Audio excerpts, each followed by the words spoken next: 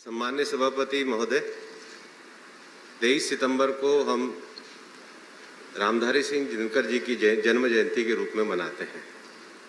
बिहार के बेगूसराय जिले के सिमरिया में जन्मे राष्ट्रकवि रामधारी सिंह दिनकर को बचपन में लोग ननुआ कहते थे।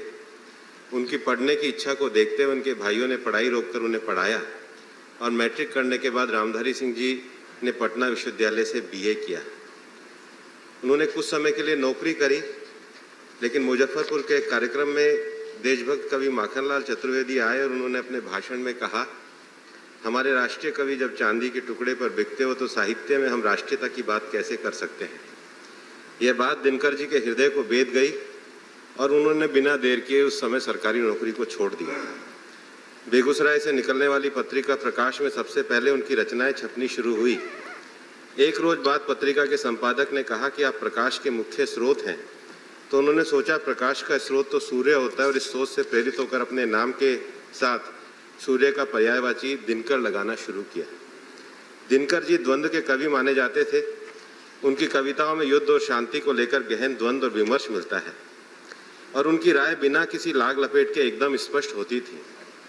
आज़ादी के बाद वो कांग्रेस की तरफ से राज्यसभा में आए, लेकिन अपने विचारों को रखने का तरीका उनका इतना अच्छा था कि लोहिया जी की दिनकर से बड़ी गहरी मित्रता थी और जब लोहिया जी संसद में पहुंचे तो दोनों के बीच में बड़ी बहस होती थी। इस पर दिनकर जी ने कविता लिखी थी, तब भी माँ की कृपा मित्र अब भी अनेक छाए हैं, बड़ी बात तो यह है कि लोहिया संसद में आए हैं। मुझसे पूछते हैं दिनकर कविता में जो लिखते हो वह सत्य है या जो तुम संसद में दिखते हो। मैं कहता हूँ मित्र, सत्य का मैं भी अन्वेषी हूँ, सोशलिस्ट ही हूँ, लेकिन कुछ जरा देसी हूँ। हमारे उपसभापति भी उतने ही देसी सोशलिस्ट हैं। दिनकर ने गद्य और पद्य दोनों में बराबर के अधिकार के साथ कलम चलाई और दोनों ही विधाओं में उनकी रचित कृतियाँ सम्मानित भी है।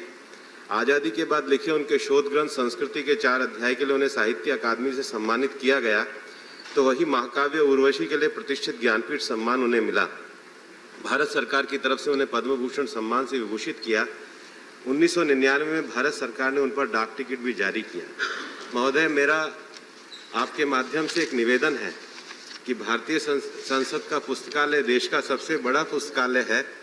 दिनकर भारतीय भाषा के बड़े कवि और सांसद, प्रखर राष्ट्रवादी भी रहे हैं, तो क्यों ना कि जो भारतीय भाषाओं में जो सांसद कोई पुस्तक लिखते हैं, भारतीय भाषाओं में जो सांसद कोई रचना करते हैं, हम 23 सितंबर को संसदीय पुस्तकालय की ओर से दिनकर जी के नाम पर चेयर बना करके उन सब सांसदों को जो भारतीय भाषा में लिखते हैं एक प्रोत्साहित करने का कार्यक्रम करें। यही मैं विषय आज कहना चाहता हूँ। अच्छा है।